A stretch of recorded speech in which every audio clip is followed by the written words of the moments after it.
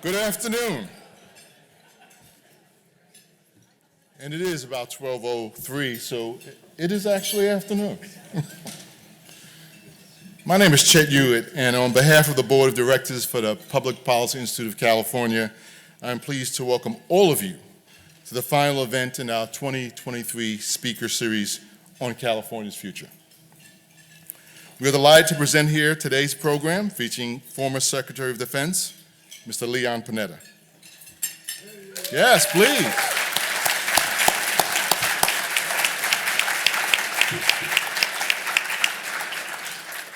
A true California treasure who has served his country extraordinarily well.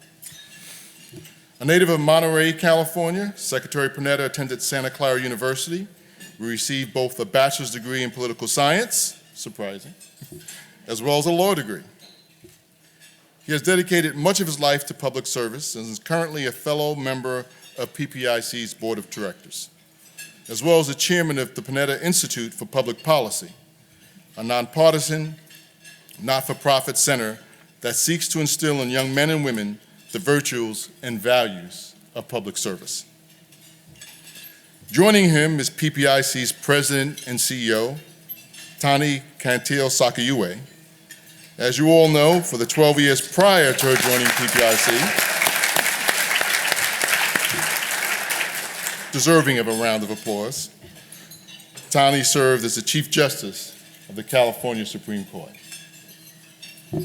This event is part of PPIC's 2023 Speaker Series on California's future, and so we would like to thank the sponsors of this series for their underwriting support. Their support makes it possible for these events to be free and available to the public. These organizations are listed on the screens, on the program, and on the programs on your table. The series is also funded by PPIC's Donor Circle and the PPIC Corporate Giving Circle, groups of individuals and organizations that provide generous support to PPIC. Please visit the PPIC website to find more information about these organizations and how you too can become a sponsor or donor. Before we begin, a few items to mention. As a public charity, PPIC does not take or support positions on any ballot measure or legislation, nor does it support, endorse, or oppose any political parties or candidates for office. At the end of today's program, there will be time to respond to audience's questions. For those here in Sacramento, please raise your hand, and PPI staff will come to you with a microphone. Please state your name, your organization, before asking your question. For those of you joining virtually, please send an email to ppiceventquestions@gmail.com. Be sure to also include your name and your organization along with your question. PPIC staff will be monitoring the questions that come in and incorporate them into this event as much as possible. Lastly, if you haven't already done so, please silence your cell phone. All right. Now on to the program, and I'm pleased to turn it over to PPIC's President and CEO, Tani Cantil-Sakauye.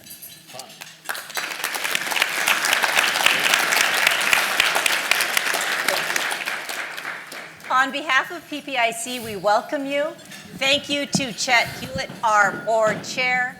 Also, thank you to our board members present, Cassandra Pai, Steve Merksimer, our former president, Donna Lucas, for also the support of PPIC.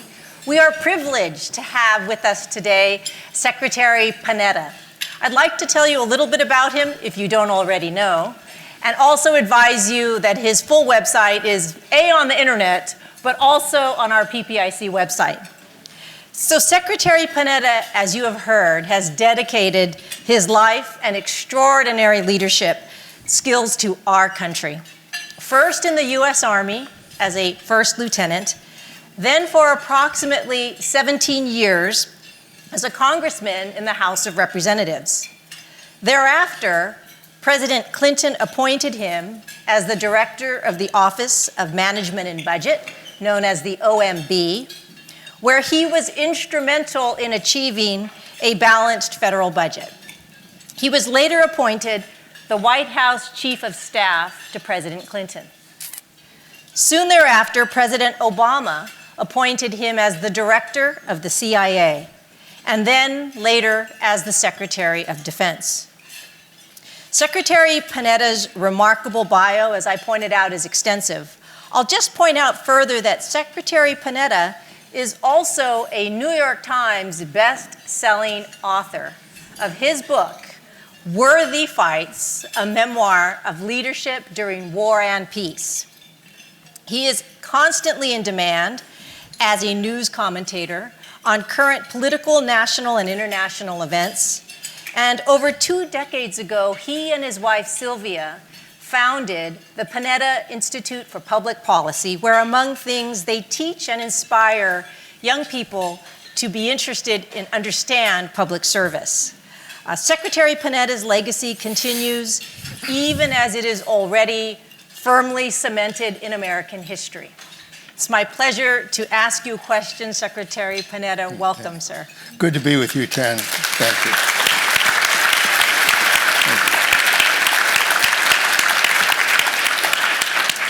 Mr. Secretary, what would you say is the top issue facing our nation today? Well, first of all, please continue to enjoy your lunch. As an Italian, I'm used to talking to people while they're eating, so please enjoy your lunch. And also, let me just say, as a member of the board of PPIC, how important that institute is to California and the issues that affect California. And thank you for your leadership as well. Probably the biggest issue that I can think of right now, frankly, is the survival of our democracy. And as we found out with January 6th, our democracy is fragile. And that challenge for our democracy is not only at home, it also happens to be abroad as well. The real challenge, I think, for our democracy is the quality of leadership that we have. I often tell the students at the Panetta Institute that in a democracy, we govern either by leadership or by crisis. If leadership is there and willing to take the very tough decisions that are part of leadership, and if you're a leader, you've got to be willing to take risks. You're not much of a leader. I don't care what area you're in, you're not much of a leader if you're not willing to take risks. And if you're willing to take risks and make tough decisions, then I think you can either control or certainly avoid crisis. But if that leadership is not there, then we will inevitably govern by crisis. And too often in this country, we have in recent years largely governed by crisis. You've got to have the government shutting down. You've got to have the debt limit not being increased. You've got to have problems with, suddenly immigration crises of one kind or another, or debt crisis of one kind or another. So we're operating by crisis. And the problem is when you do that, you can survive. I mean, I've been in elective office. You can basically avoid making tough decisions, don't raise taxes, don't cut spending. Just basically wait for crisis. You can do that. But there's a price to be paid. And the price is that we lose the trust of the American people in our system of governing. And for that reason, I think there's a great deal of anger and frustration in America now with regards to what's happening in Washington. And the inability of both Republicans and Democrats to work together on the big issues that face this country, I have to tell you, not only represent a threat to our democracy, it represents a threat to our national security. We are facing challenges with democracy abroad as well. What's happening in Ukraine, what's happening in Israel, is an effort by autocracies and terrorists to basically do away with democracy. I mean, Putin marched into Ukraine because he did not feel the people of Ukraine had the right to govern themselves and be a democracy. And Hamas basically, conducted a horrific attack in Israel to basically get rid of democracy, get rid of Israel's democracy. So we are confronting democracy challenges abroad as well. And to do that, frankly, demands United States leadership as a world leader. So my fear today is the challenge that democracy faces.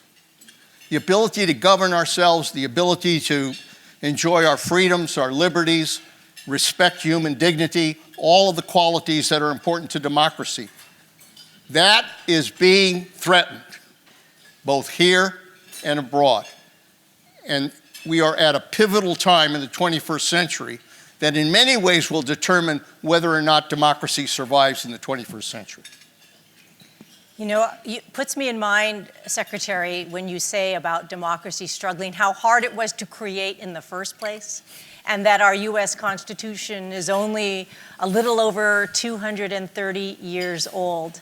And this challenge coming now is a test of what our strength is. And I think those were wise words that we can always tell ourselves, not only for young people, as you pointed out in the Panetta Institute, but all of us need to hear about leadership taking risk and leading with courage. Recent and ongoing events, as you've referenced, in the Middle East region have resulted, as you've also pointed out, in a tragic loss of life. And it's created a new or additional threat of instability in the region. What approach, if any, should the U.S. and our allies take to this conflict? Well, we need to put this in context. The United States suffered a terrorist attack on 9/11. 3,000 people were killed because Al-Qaeda made the decision that they were going to attack the United States of America. And as a result of that, the United States went to war against terrorists. And I was part of that effort to go after terrorists at the CIA and the Secretary of Defense. And we went to war. Nobody said we should have a ceasefire. It was important to be able to make sure that 9/11 never happened again. And the same issue is true in Israel right now. Hamas conducted a horrific terrorist attack against Israel, killing 1,400 people, savagely, the most savage kind of terrorist attack one could imagine. And so Israel clearly has the right to defend themselves. This is an attack on their democracy. And what they are doing is going after Hamas. Now, one can argue tactics here. I mean, my view, frankly, is that obviously they can go in, get a foothold in Gaza. I would probably use more targeted attacks because that's the way I was trained at CIA, is basically get good intelligence, define where your targets are, and then go after those targets. And I think they're still going to have to do that, very frankly. I don't think you can just, kind of go in and wipe everybody out and hope that that's the way you get rid of Hamas. That's not the way you're going to be successful. You've got to target Hamas and go after the bad guys. Now, I do think that, Israel is now moving forward. At some point, they've cut Gaza in half. I think that they are going to have to go to more targeted approaches. You're dealing, obviously, with terrorists who are hiding in tunnels. They're hiding behind Palestinian people. And so it's costly. And I think the United States is correct in asking for a humanitarian pause in order to make sure that we provide humanitarian help to those that have been devastated by this war. But in the end, I also agree that you cannot just say, let's have a ceasefire now and stop it where it's at now, because that gives Hamas a victory. And Hamas will continue to do what Al-Qaeda threatened to do, which is more October 7th in the future. And so it is important that we make sure that Hamas never has that chance again. What we accomplished was to prevent another 9/11 from happening. Our effort was right on. And I think that Israel has to ensure that another October 7th doesn't happen again. Now, I do think Israel has to think about the day after, which is, what do we do with what do we do with Gaza? What do we do with the Palestinians? And clearly, the solution is a two-state solution. We've been saying that for a long time. I remember Bill Clinton talking about the importance of a two-state solution. And he almost achieved it in negotiations with Arafat, but Arafat walked away from the proposal, which is too bad. So at some point, we are going to have to define a two-state solution. And the Palestinians are going to have to provide the leadership to be able to get that done. Part of the problem here in these last few years is that the United States has not pursued a two-state solution. Israel has not pursued a two-state solution. And very frankly, the Palestinian leadership was very divided between Hamas and on the West Bank, and was not very strong.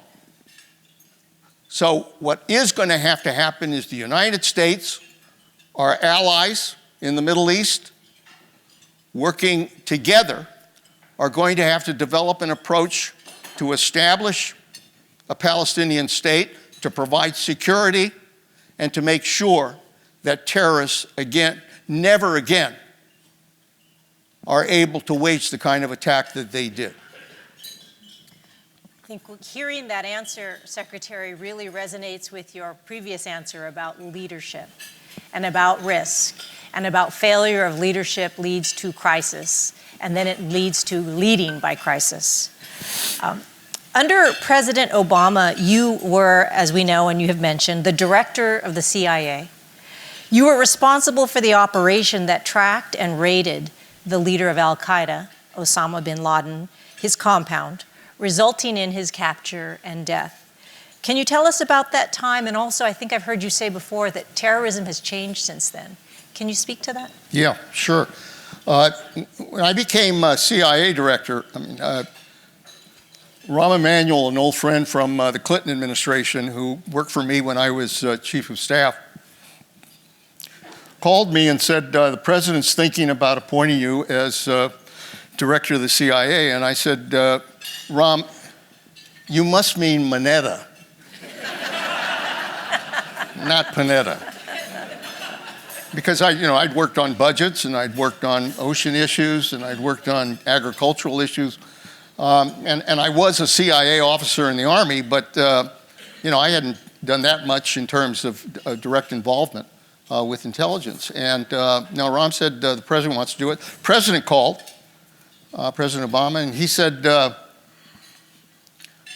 I want you, the reason I'm considering you, Leon, is because we need to restore the credibility of the CIA. At that time, it was very political. Both Democrats and Republicans were taking on the CIA. And so I understand that. And he also added, and I want you to get bin Laden. And I remember going to the Oval Office after I'd been sworn in, and the president said it again. He said, I want you to get bin Laden. So I went back to the CIA, and I basically, brought CIA people together, and I said, what's happening on the search for bin Laden? And they said, we've looked, we've followed all kinds of leads. We thought he might be, in a cave in Afghanistan. We're not sure. We're not sure how well he is. He might be dead. Bottom line is, all of the clues led nowhere. And I said, well, who's in charge? And they all raised their hands. I said, well, that's the problem. I said, I've got to have a task force. So I appointed 2 people to head up a task force, experienced people. And I said, I want you to report to me every week on what's going on. And they would come in. They'd report to me every week. And every once in a while, they'd say, we don't have anything new. And I said, you know what? That's not acceptable. When you come in here, if you don't have anything new to tell me, I want to hear 5 new ideas about what you're going to do to go after bin Laden. And they did that, and eventually came up with different ideas. I mean, going after him using some technologies that CIA has, trying to do that. That was not successful. Going after family members, that was not successful. They finally were able to identify the couriers to bin Laden. We had intelligence on their names, and we attached a face to it. And we were able to locate them in a town called Peshawar in Pakistan. We then conducted surveillance using drones. We followed them as they drove south to Abbottabad. And when they drove into a compound, this home, the lights went on because there were 18-foot walls on one side, 12-foot walls on another side. On the 3rd floor, there was an 8-foot wall. This is Abbottabad, which is kind of for Pakistan, a touristy area. Why the hell would you build an 8-foot wall on the 3rd floor? There was a mysterious family who was living on the 3rd floor. And I remember telling the president, what we had found, and the president basically said, well, we've got to continue to do surveillance. And we did. We did constant surveillance, trying to see whether bin Laden was actually there.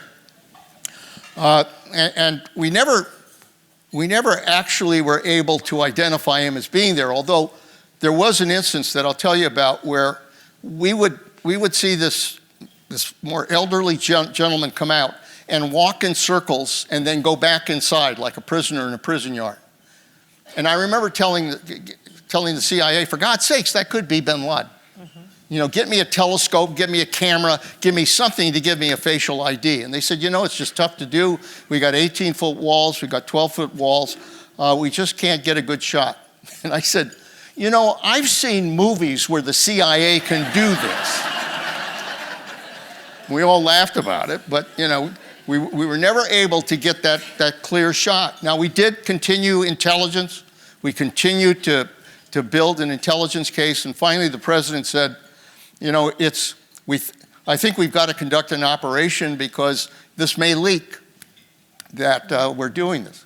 So I went to Bill McCraven, who was head of Special Forces, a great guy, brought him over to the CIA. By that time, we developed a model.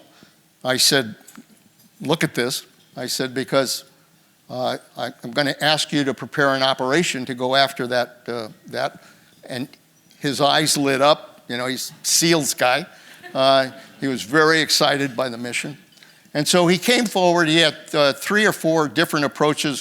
One was to take a B-1 bomber and just blow the hell out of the place, which had a certain attraction, actually. But the amount of weapons that would be used to blow up the compound would level several villages nearby.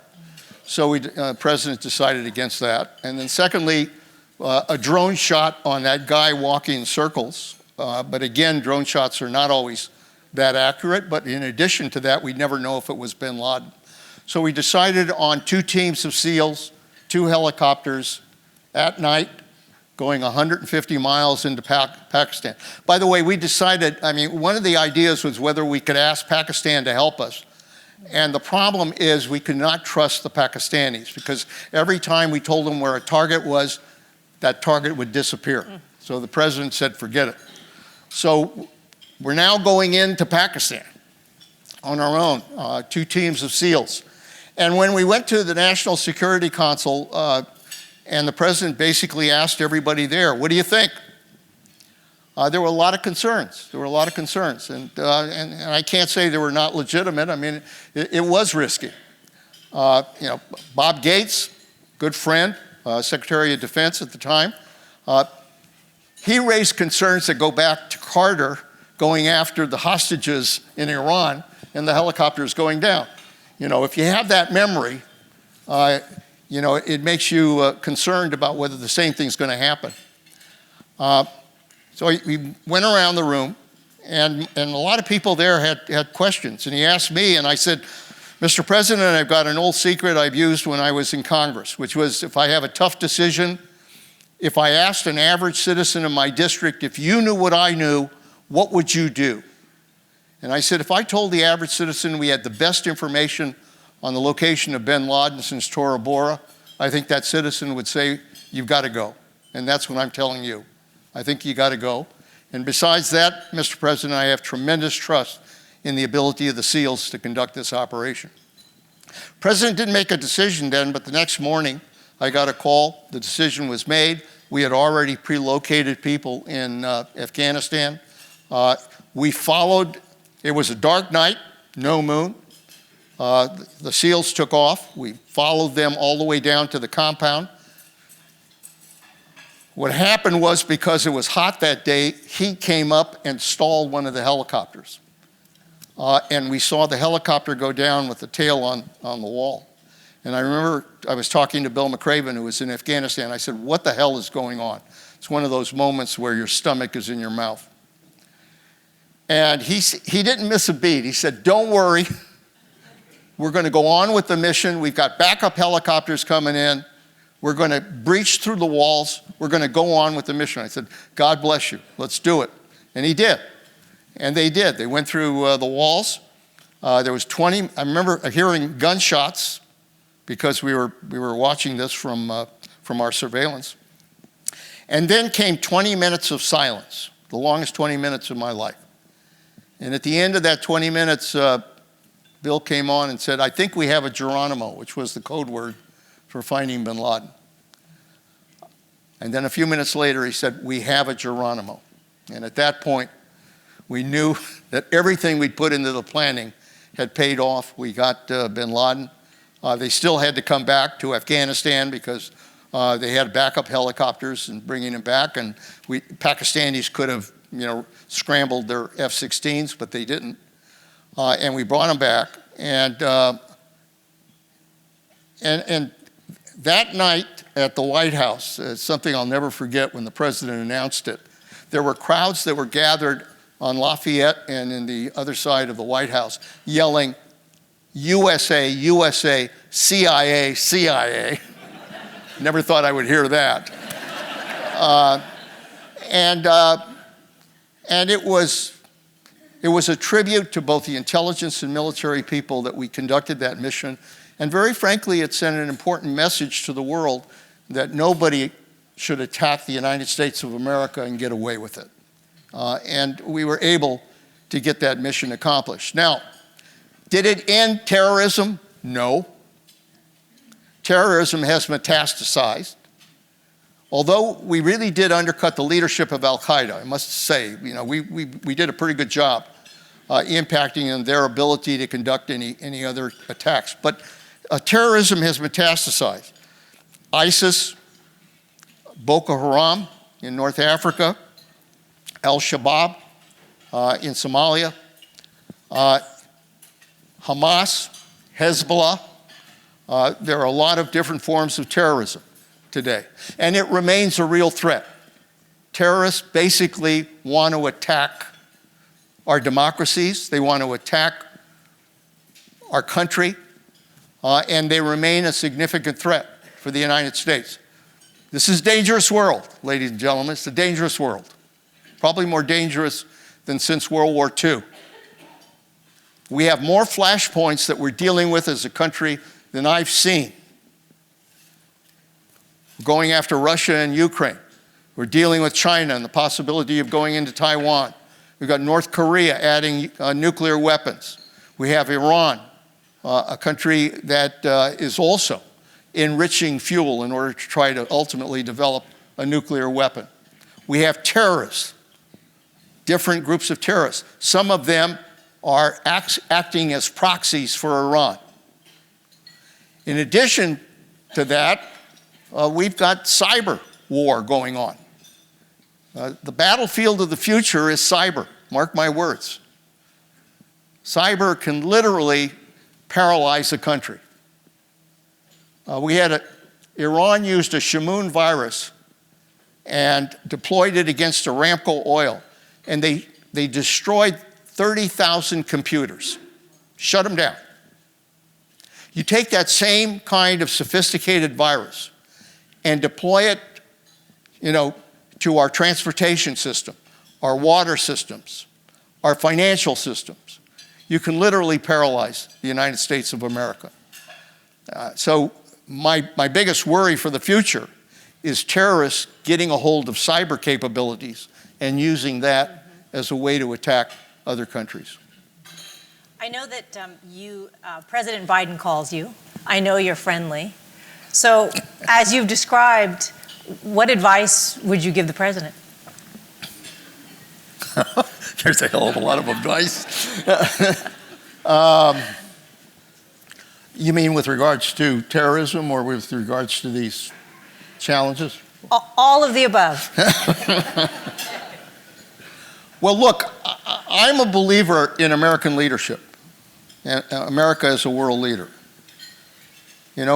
Since World War II, America has been a very important leader in the world, dealing not just with the former Soviet Union, but dealing with other challenges as well. And I think United States world leadership is critical because, frankly, if the United States doesn't lead in the world, nobody else will. Nobody else will. And so the United States, because of our values, because of who we are, we represent an important element of leadership in the world. And I've said this to the president. It is very important, dealing with all of these challenges I described in the world, this very dangerous world, that the United States as a world leader has to build alliances to deal with these challenges. The United States can't solve these problems alone. We've got to be able to develop the alliances that are critical. What the president did with NATO was very important to unifying NATO and the United States, to draw a line on Putin. Look, let's be frank, Putin, Xi, and China have always sensed weakness on the part of the United States. Putin looked at the United States, when they marched into Crimea, nothing happened. When they marched into Syria, nothing happened. When they went into Libya, nothing happened. When they conducted a bold cyber attack against the United States of America, nothing happened. They didn't pay a price. And then when Afghanistan happened, Putin said, I'm going to be able to go into to Ukraine, and within a few days, we'll be in charge. And frankly, that wasn't just the Russians talking. The United States intelligence basically said the same thing. But because the United States and our allies drew the line, not only implemented sanctions, but provided weapons, provided training, critical training, and because the Ukrainians are brave and courageous fighters fighting for their country, they were able to stop a Russian invasion. And, they continue to confront the Russians. And although, there's some statements that we've now entered a stalemate, the reality is that it is absolutely critical for Ukraine to be able to stop the Russians. This is about democracy, ladies and gentlemen. And it's not just their fight for democracy, they're fighting our fight as well. And that's why we have to support Ukraine. And I, for the life of me, don't understand this group of Republicans that are saying, we're not going to provide aid to Ukraine. And these are individuals that want to be tough on China. Well, let me tell you something. You can't be tough on China and weak on Russia and Putin. Because if you're weak in Ukraine, then that sends a message to Xi about Taiwan. And that's why it is critical that obviously we continue to provide assistance and aid to the Ukrainians to fight this war. And it's also critical that we provide whatever assistance we can to help Israel win the war against Hamas as well. But we have to do that because we have to be world leaders. Look, I understand there's kind of an isolationist mentality out there that creeps into American politics. It happened before World War II, and it's happening now. This idea that somehow we don't have to worry about the rest of the world. We can just be America first. Well, let me tell you something. What's happening in the world, if we don't pay attention to it, it will undermine our national security in this country. And that's why we have to be a world leader. That's why we have to build alliances, not just with NATO, but in China, in that area of the Pacific, we need to build strong alliances. South Korea, Japan, Australia, India, ASEAN countries. In the Middle East, frankly, we need to build an alliance of moderate Arab states and Israel to confront both Iran and terrorism.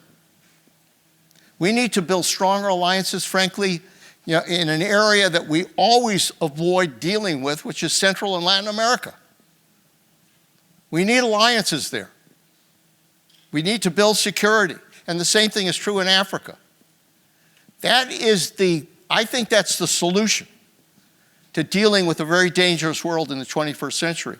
And I'm hoping that the president will continue to understand that we have to build these alliances if we're going to be able to preserve our security and the security of the world. I see fully your and Sylvia's commitment to democracy and to the future, and to the fact that many of the crises will have a future in and of themselves. So I wanted to ask you, I know with the Panetta Institute for Public Policy, that one of the chief goals is to inspire and teach today's students who will be the future leaders. Have you seen a change in how our students view democracy? And this will be my last question to you before we open it up to the audience. So tell me about the Panetta Institute. What do you see the students learning about democracy? Look, ladies and gentlemen, we need a new and younger generation of leaders in this country.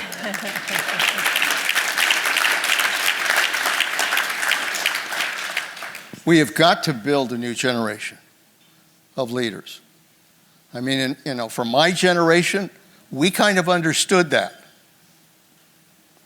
We understood that we had a responsibility to give back. Went in the United States Army.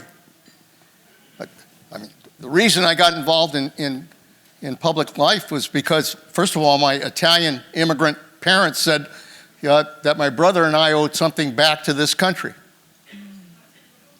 And secondly, when I was in the Army, there were people, this was days of the draft, there were people coming from all over the country who came together to accomplish a mission and were able to work together to accomplish a mission. And thirdly, there was a young president who said, ask not what your country can do for you, but what you can do for your country. And I believed in the American dream.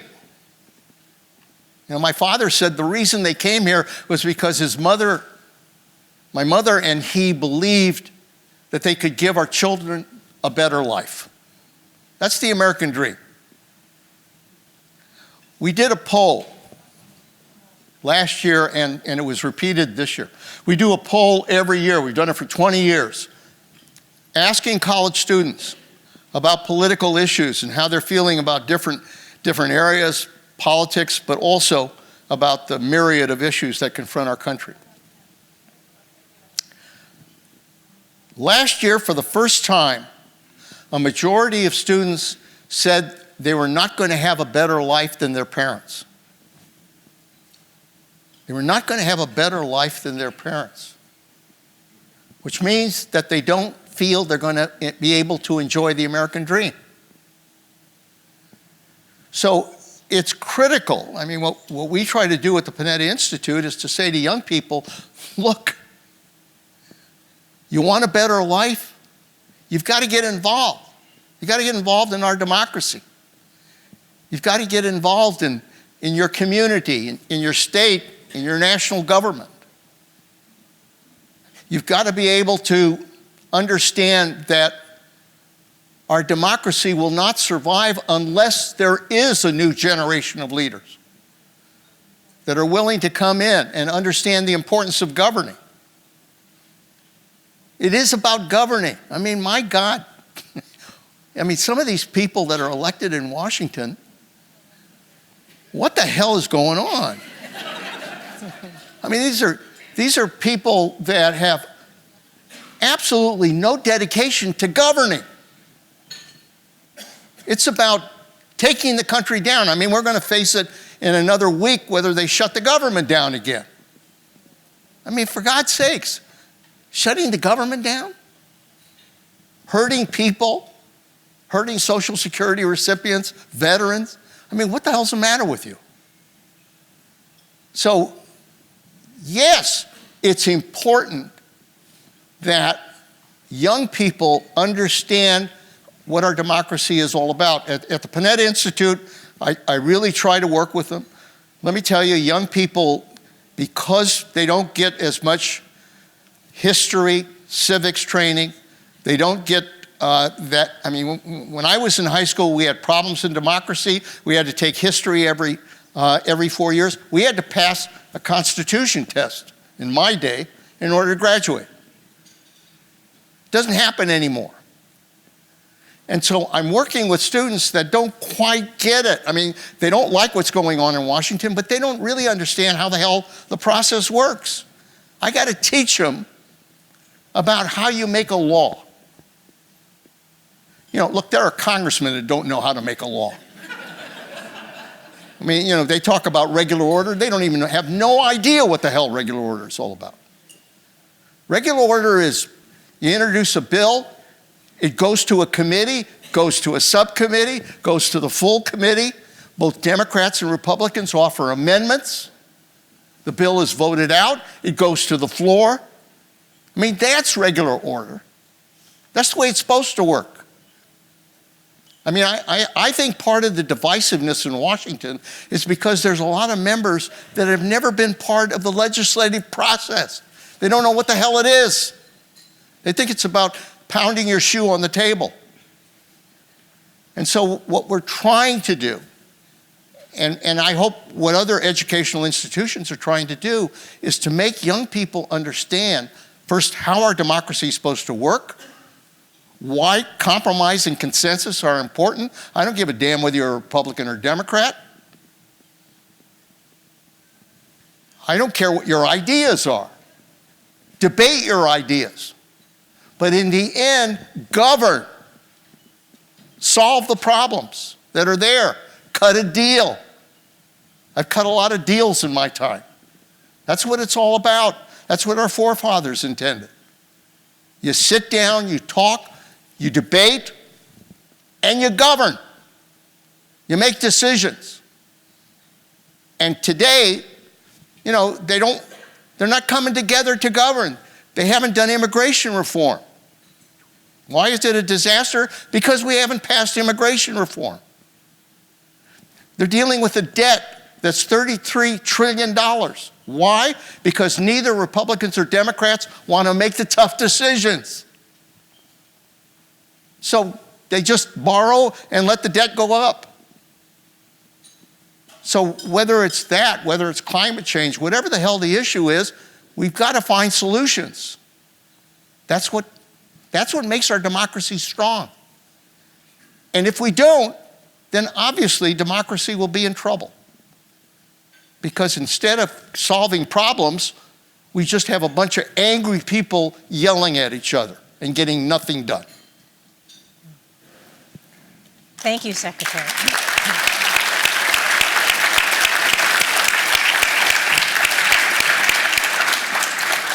We have a hard stop at 1 p.m.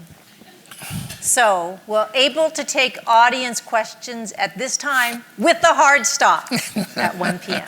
So please raise your hand and PPIC folks will come and hand you the mic. Please state your name, your organization before your question. Thank you. I sort of hope somebody else would do it, but you know it's an honor. Thank you so much. I was going to say Leon for governor, and then I thought, I'll get in trouble for that. So, Cassandra Pai, Lucas Public Affairs, a member of the board, honored to serve with you. Diana and I got goosebumps when you described the moment when we got Osama and the USA-CIA chants. It occurred to me as you were telling that story that we did something special then because there was a common enemy.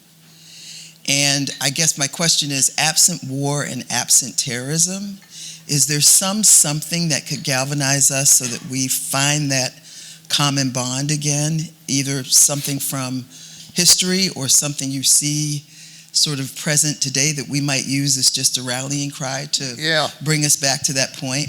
Thank you. Look, it's not something that is politically popular, but I have to tell you that I think this country desperately needs a national service system for young people, where everybody, every young person has to serve in some capacity. It can be in conservation, it can be in healthcare, it can be in education, it can be in different areas of need. But serve for 2 years in the military, serve for 2 years, and then provide a GI Bill of Rights to give them an education rather than, God, all these horrific stories about young people having to borrow so damn much money to get an education. How about having them work for it? How about having them serve this country and then providing a GI Bill of Rights that would give them that opportunity? And the reason for that is young people need to understand the problems that we have in this country and be willing to work on those problems, be a part of it. I mean, there's a group I'm on their board. It's called First Year. It comes out of Massachusetts. And what they do is get volunteers, young people, to go into schools and work with young people. And it really is it's a very good program. It's a national service type program. We really need to get young people to do that because I worry that there are so many people in city center who are being lost. There's no hope. And so they turn to drugs, or they turn to whatever the hell, or they turn to crime, or they turn to whatever's out there. And what we've got to do, and frankly, it's what happened in the draft. When we drafted young people, they came from all over the country. And people who came from poor areas in this country understood what it meant to be part of a team and working on a common mission. So I really do feel that if a president would grab a hold of a national service system, that would be a great message for this country to kind of come together and understand that we're all part of a family. I don't give a damn whether you're from a blue state or a red state. The bottom line is we do have the same values. We believe in family. We believe in education for our children. We believe that people ought to have a good job. We believe they're entitled to health care. I mean, I don't care where you're from. Those are some basic values. And rather than trying to divide this country, which and that really bothers me, that politicians are now spending their time dividing people. Not trying to unify, not trying to bring them together. And I obviously didn't support Trump, but when Trump came into office, I thought, well, look, this is a business guy. He's going to learn what the hell it's about being president of the United States. And he's going to try to obviously expand his base in the country. Hell no. He didn't do that. Rather than reaching, and he could, let me tell you, he would have been reelected if he had reached out and expanded his base, did a few things that made sense instead of being, a total ass. Do something that, would appeal to the American people. But no, instead he just kept going after that part of his constituency that was angry, and he made them madder and more frustrated. And we need to have the kind of leadership that says to the country, the United States of America, I don't give a damn where you come from. I know what your problems are. I know what your frustrations are. But the only way we're going to solve it is to work together, to come together. And somehow we've got to get back to that message rather than a message that divides us from one another, splits our country in half, and polarizes the politics in Washington. Thank you. I believe we have time for one more question in the back. Yancey. Yes, my name is Ace Young. I'm a journalist. I'm curious, we have an issue of terrorism at our doorstep. What blueprint do you imagine you could come up with dealing with drug cartels in Mexico? The question is, what would you do about the drug cartels in Mexico? Yeah. Well, there's no question that that these cartels are devastating in the impact they have, and that they are in the business of poisoning people. And it's good business. Unfortunately, we're the ones who pay the price for that. And I have to tell you that, having been in Washington, that, we see the problem. We know it's there, but we've never really leaned on those that are hosting these cartels to go after them. And frankly, Mexico's at the top of the list. We have not been tough about demanding that they confront this issue. And look, I understand the reasons. There are a lot of reasons why they don't want to confront that issue. But we're the ones who are paying the price. So there's several things that need to be done. First of all, we need to pass comprehensive immigration reform. We need to control our border. We need to be able to give those that are here the opportunity to become legalized, develop the worker programs that we need. We need to get away from this haphazard approach that we're now engaged in, that I think it gives the cartels and it gives others an incentive to basically make use of that kind of chaos. Secondly, I think that we need to have a hard decision to make with Mexico. NAFTA gave Mexico an awful lot to be able to do trade with this country. We need to leverage that and make clear that we are not going to simply remain open to Mexico unless they deal with the cartels. and unless they control those cartels. And we've got to be tough about that. I talk about leadership, taking risks. That's what you need. You need a leadership that's willing to take risks on that. We cannot just simply stand back and allow this tragedy to continue. We've got to take action. Secretary Panetta, it's been an absolute pleasure and treasure to have this time with you and to hear your thoughts and your experience. I think it's a life-changing event to be here. We thank you so much, sir. Thank you.